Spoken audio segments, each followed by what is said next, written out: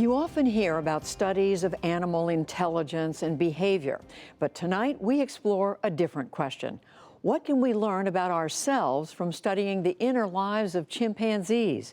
Jeffrey Brown talked to primatologist Frans de Waal about his new book exploring the emotions of primates. Yeah, they're coming out. You see the rain face actually? You see it. Oh. I always see disgust in their faces when it rains. Call it the rain face, a look of disgust in the midst of a downpour. It's an expression of emotional life in animals as well as people, according to primatologist Frans de Waal. So they're venturing out, huh? Yeah. In the mud, in the rain? Well, that's because there's food.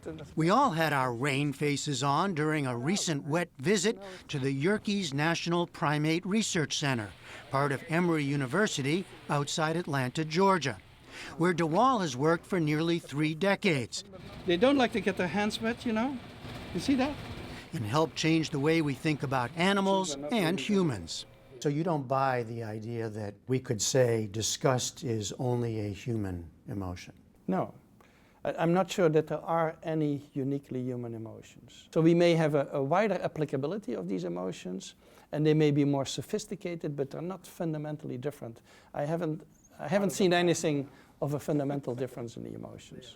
I have known many alpha males in my life, chimpanzee alpha males. De Waal is renowned for his work on animal intelligence, experiments that show the ability to use tools, plan, cooperate, and more. He's the author of a dozen books, the last titled, Are We Smart Enough to Know How Smart Animals Are? Now he's focused on their emotional life. All my work has always dealt with emotions, even though I'm trained as a biologist not to talk explicitly about emotions. Well, why? Well, I was trained by my professors that emotions were taboo as a topic. You could talk about the motivation of animals or the attention to things, but emotions was a sort of taboo topic.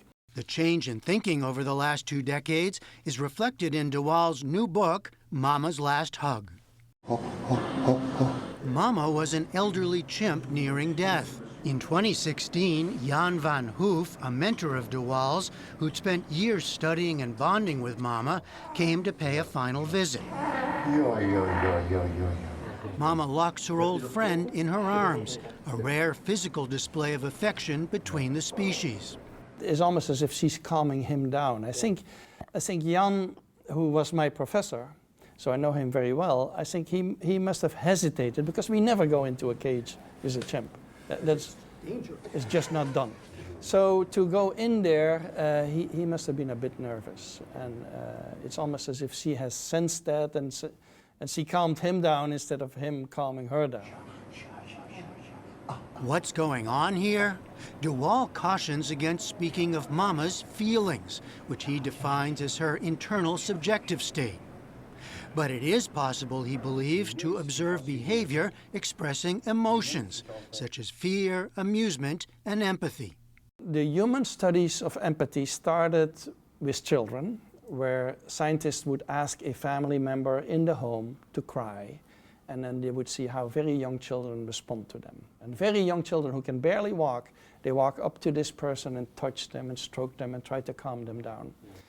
And when I heard about that, I said, well, if that is empathy, then I have plenty of empathy in my chimps, because the chimps do this all the time. Someone has lost a fight, has been screaming, sits in a corner. Other chimps come over and embrace them and kiss them and calm them down and groom them. We give her a piece of cucumber and she eats it. In an experiment de Waal often shows audiences, a capuchin monkey is fed cucumbers and seems perfectly happy, until seeing a neighbor getting sweet grapes.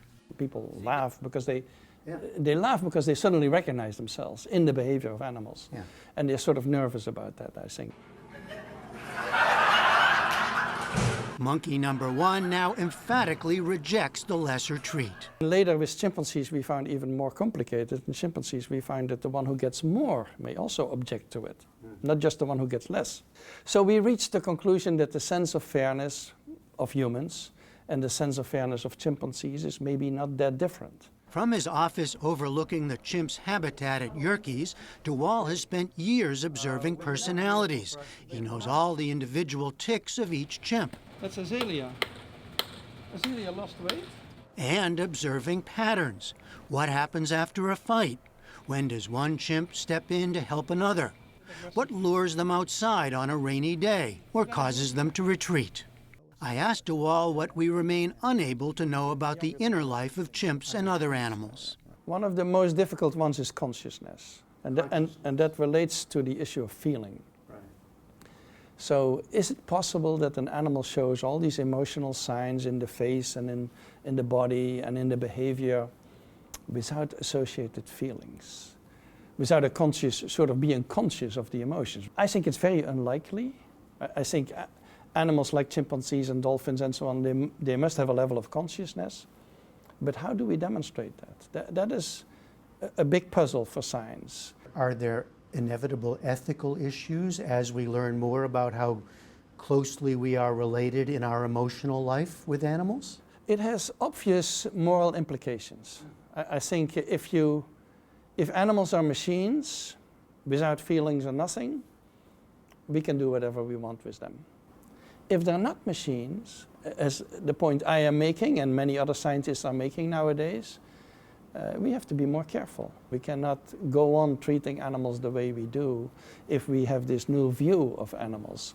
And so my work is contributing to this change in moral perspective. For the PBS NewsHour, I'm Jeffrey Brown at the Yerkes National Primate Research Center.